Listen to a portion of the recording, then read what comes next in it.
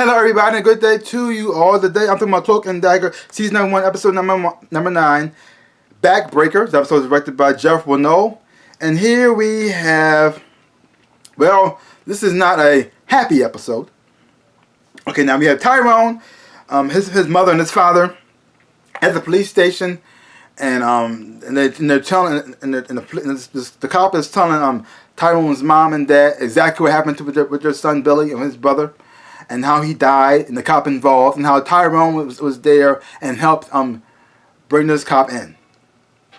And so now Tyrone will think all these years of him keeping this to keep this to himself, knowing the truth, but his parents didn't believe him. All these years of the guilt and the anger, and now he thinks everything will be better now. His parents know the truth. His parents are going to be happy that this cop is brought to justice. They find out the truth what really happened with their son, and everything's going to be good. They could be a family again. They could get stronger from this, and everything will be fantastic. They'll be proud of him because he brought down the guy who killed Billy. Everything will be great.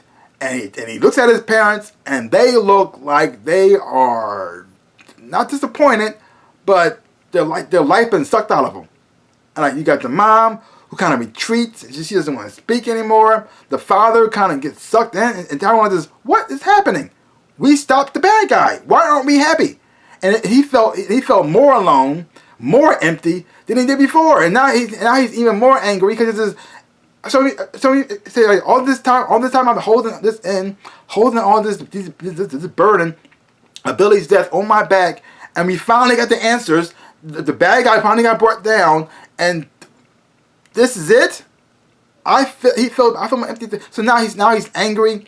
He feels a little depressed. He doesn't know how to express this anger because he can't be talked to his parents about it because he feels like they don't want to talk about it. So that's just, what was the point? What's the point? I try to do everything right. I try to do everything on the right way, and I'm still left with nothing. And so this caused him to lash out at school, and he got into a fight. And it also caused him to get into a fight with his priest, Father Delgado, which is also very interesting because Father Delgado is talking to his class about superheroes, and you see him telling the story, giving this lesson to his class, which is actually what goes throughout this whole entire episode, and everything he's saying reflects what's happening within the episode. So you hear him talking in the background what's going on. But superheroes, the trials and ups and downs they go through, the struggles they go through, and sometimes they go off track and they revert back to their old ways. And you see that happening, reflecting what's going on in this episode right here, which was done quite well. And then you have Tandy, who all these years of fighting to prove that her father was a good guy, to prove that her father was innocent, and that he wasn't responsible for the rig to go down in an explosion. And to find out that her father wasn't a good guy, that he used to beat her mom, and that's the reason why her mom started getting on drugs in the first place, because her mom keeping the secret from her daughter to keep her out of that light, so she could still look at her father as a good man, and she just kept it to herself. So she turned to drugs and alcohol, and so now Tandy's thinking to herself, all these years I had all this hatred in my heart. The relationship I had with my mother was strained. And I put my dad on this pedestal as this hero to find out he beat my mom. What was the point? And so now you see her reverting back to things that she used to do. She's back to taking the pills again, and she also helped Billy get out of jail. So she thinks that maybe I just go back to doing this. But she also had found a new trick to use for her powers. Not only does she see their hope, but she managed to take the hope from them and use it to get high off of it. Which is really, really messed up. She does it to some guy she picks up, and she also does it to Mina. She also does it to Mina. This is really awful. And when you saw her hope get sucked away, when you first saw her hope, and she wanted to make the world a better place, this beautiful garden, all the plants were growing, and everything looked so beautiful, and then she just sucked it away from her, and you saw the life just drain out of her, and then she saw that bee, she saw B. Arthur, and then she killed it. And says, "Oh no, Tandy, what are you doing?" So you got Ty, who's angry. He thought this would be a great weight off his shoulders, and this dark cloud has been over his family for all these years, but finally go away. They could actually see the light. Didn't happen. Matter of fact, he felt even more alone. And then you have what's going on with the Detective O'Reilly, still mourning the loss of her boyfriend, seeing him get his dead body in that refrigerator is messing her up. Also knowing that Connors is responsible for this. And so now she's going down a little bit of a spiral. She's at a bar just drinking herself crazy. She just doesn't know what to do. She feels alone. And then while she's there, she has this cop bar. And while she's there, Connors shows up. He shows up. Like nothing ever happened. And then just seeing him there, she's already drunk. She's mourning her boyfriend. And he knows this guy's responsible. He did nothing wrong. And then he salutes him. He gives a toast to the guy who died. And he's responsible for his death. And that just sets her off. And she attacks him. Now, I understand all that. I was down for all that. But when he started attacking her, when he started beating her up back, that's the part where the show kind of lost me. Kind of like this. Now, I understand her attacking him. But the thing is, though, when she attacked him, everybody jumped on her and pulled him off.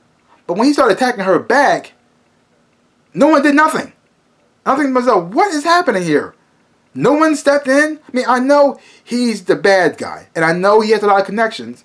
But still, no one did anything. No one bothered to check to see if she's okay. No one came to her aid. No one tried to take him off and say, hey, dude, that's a little bit too much. Nothing. That part kind of threw me off a little bit. Because now things are going bad for everybody here. You got Tyrone. He's now on the run from the police now because Connors set him up to make think that he was responsible for the death. You got Tandy. She does get her boyfriend back, Liam. He gets back into her life. She get him out of jail, but he's not really happy to see her because he feels as though, chick, you left me go to jail for things you did too.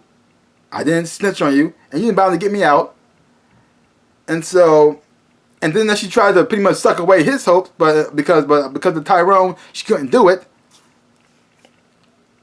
And he ends up screwing her over too. He's screwing her over because she had all this money stash, and he took that from her and bolted on her. So, in a way, you kind of understand it. You understand. You didn't really feel bad for Tandy because she was actually really going a little bit crazy with this time. But it was a great episode, very emotional driven. I didn't like the fact that seeing our heroes regressing back to a darker place, because you saw them progressing, you saw them moving forward, you saw them becoming the heroes you wanted them to be. But seeing them, because of the setbacks, seeing them actually go backwards, it was very hard and painful to watch. You understood it, but you just didn't want to see it. And then there's a moment between Tyrone and his mom, Adina. And Adina's played by Gloria Rubin. And very touching and emotional scene, especially reflecting what's going on today with how black people are being treated, especially black men in this world, and how police officers are attacking them and killing them. Because that's just like he's going about all the rules he had to follow about don't do this, if I don't do this, if I don't do this, if I don't do this, they still going to attack me. It doesn't matter what they do, they're still going to kill me. So why should I even try to do the right thing? And you seeing why Adina acted the way she did, because she's saying, I understand what you're doing, but here's where I'm coming from. I know I didn't respond the way you wanted me to, but here's the thing. If a cop kills your brother, or killed a black man, and he got away with it, they covered it up. They knew what he did, and they covered it up. And now you got him on tape confessing. And you think that's going to help change anything? So I'd rather act like I don't acknowledge it and have you still alive than acknowledge it and then have you die. And even though you may not like what she said, you understood where she was coming from, because both sides, you guys see things on both sides. This show is not just black and white. There's like shades of gray in here too. And you understand where each side is coming from, because she's kind of right, because things did not turn out the way Tyrone wanted it to. And now he's on the run from the cop police. And then you got Tandy. After everything she's going through today, she comes home trying to connect with her mom. And now she's being held hostage by the assassin lady, which is terrible. So now you gotta figure out how they're gonna get out of that situation. The heroes are not winning this episode. They did not win. This was the loss for everybody. Everybody's losing. But through this, something else interesting happened too. We had a moment between Tyrone and Father Delgado. And Father Delgado has been trying to get Tyrone back on the right path since the first episode. And I happened to see him back on the show. And they had a moment between one another when they were talking. And Tyrone was pretty much just pissed off. He's mad. Because he's being punished. And he pretty much lashed out at the Father Delgado, talking about his faith and everything he believed in was pointless and doesn't mean anything. And so Tyrone swung at him, and then Delgado grabbed him, and then Ty touched him, and he made him face his worst fear. And it turns out Father Delgado was an alcoholic, and he hit somebody, and he hit somebody in a car accident. And having him face that really messed him up. And you can see that in this episode right here too. So I don't know the relationship between Father Delgado and Ty will ever be the same after this ever again. So that's gonna be interesting. Yeah. So overall, great episode. We did enjoy it a whole lot. Very emotionally driven. Acting performance from everybody, especially from Aubrey Johnson and Olivia Holt was fantastic. And the moment between Tyrone and Adina was also great. Very heartbreaking and touching. And so real too.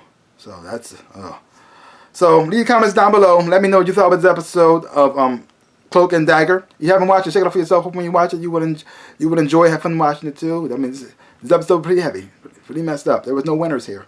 So give my channel a big ol' like, hit the thumbs up, boom, and subscribe to my channel and share. I really would appreciate it. Like I always say, in my dreams and in my life, I am the Ninja Rabbit. Peace out, people.